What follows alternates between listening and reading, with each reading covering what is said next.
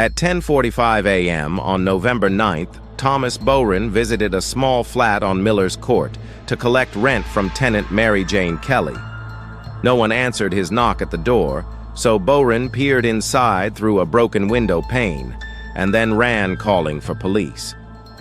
Mary Kelly was the Ripper's youngest victim at age 25, and she suffered the worst mutilation. Jack's first indoor murder allowed him to take time with Kelly, dissecting her body from head to foot, inflicting shocking injuries, and taking various internal organs with him as he fled. The outcry over Kelly's murder generated fresh investigations, but in vain. No matter how many suspects and witnesses police questioned, the Ripper's trail was cold. In time, the taunting letters stopped, and Red Jack faded into history. Or did he? Some authors credit other victims to the Ripper. One source claims that he killed 20 women, most of them unnamed. Two most often added to the list are Alice Mackenzie, killed on July 16, 1889, and Frances Coles, murdered February 13, 1891. However, Sir Melville Macnaghten, superintendent of London's police force, insisted that Jack claimed only 5 victims. Suspects. Macnaghten's private notes named 3 prime suspects in the murders. They included Montague John Druitt, a London lawyer who apparently drowned himself in the River Thames on December 1, 1888, leaving a note that suggested he feared he was losing his mind. It made no reference to any murders. Macnaghten's claim in his notes that Druitt was a doctor is mistaken. Aaron Kosminski, a Polish hairdresser, committed to a mental hospital in February 1891. He died there in 1919. Michael Ostrog, a convicted thief and swindler whom Macnaghten described as a mad Russian doctor and unquestionably a homicidal maniac. In fact, Ostrog was not a doctor, though he sometimes posed as one. No physical evidence linked any of Macnaghten's trio to the Ripper slayings. Indeed, forensic science was virtually unknown in 1888, before widespread use of fingerprints or discovery of DNA, and many other suspects have been named over the past 120 years.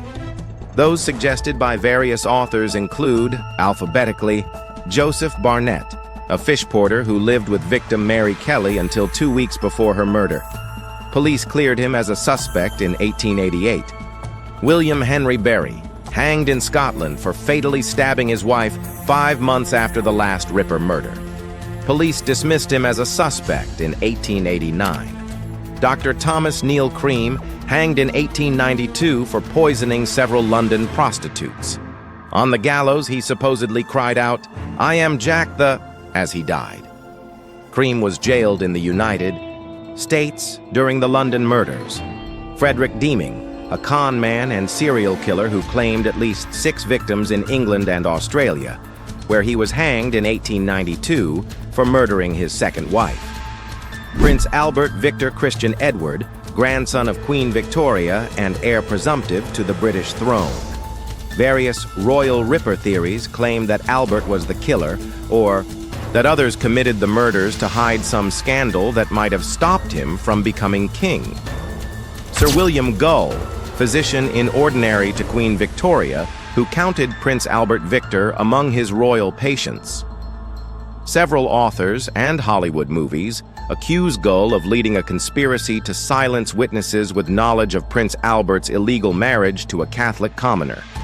George Hutchinson, a witness at Mary Kelly's inquest, who described a man he saw with Kelly on the night she died. Some modern students of the case believe his description was too detailed, thus suggesting a lie to protect Hutchinson himself. Jill the Ripper, an unnamed female killer, possibly a midwife-turned-abortionist who mutilated women to mask evidence of her failed illegal operations. Severin Klosowski, alias George Chapman, a London barber surgeon hanged in 1895 for poisoning 3 of his wives. James Maybrick, a Liverpool cotton broker and alleged author of the controversial Ripper Diary, published in 1993. Many forensic experts dismissed the diary as a fake. Dr. Alexander Pedachenko, a Russian doctor and alleged secret agent, suspected by some of committing the murders to embarrass British police. Sailor X, an unidentified merchant seaman whose travels removed him from London between Ripper crimes. Author Trevor Marriott blames the unknown sailor for a similar murder in Flensburg, Germany, committed in October 1889. Walter Sickert, a major British artist, named by various authors since 1976 as either the Lone Ripper or a participant in Dr. Gull's conspiracy, see sidebar.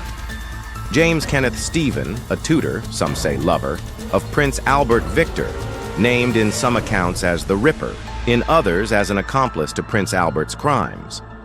Ronald Donston Stevenson, alias Dr. Rosalind Johnston, accused of committing the Ripper crimes as part of a black magic ritual. Francis Thompson, a British poet and drug addict whose verse and private conversations allegedly included boasts of being Jack the Ripper. Francis Tumblety, an Irish-American herb doctor, jailed for assaulting 4 men in London on November 7, 1888. Released on bail, he fled to the United States before trial. Tumblety's 1903 obituary named him as a Ripper suspect. Sir John Williams, another London physician whose patients included members of the royal family, accused of using streetwalkers as human guinea pigs for surgical experiments. While the theories debated by Ripperologists are often fascinating and sometimes frightening, all share one common problem. No conclusive evidence links any suspect to the Ripper's crimes. In fact, some researchers have suggested that there was no Ripper, and that police mistakenly linked crimes committed by separate individuals and attributed them to the Ripper. One thing is certain: the case remains a haunting, gruesome mystery.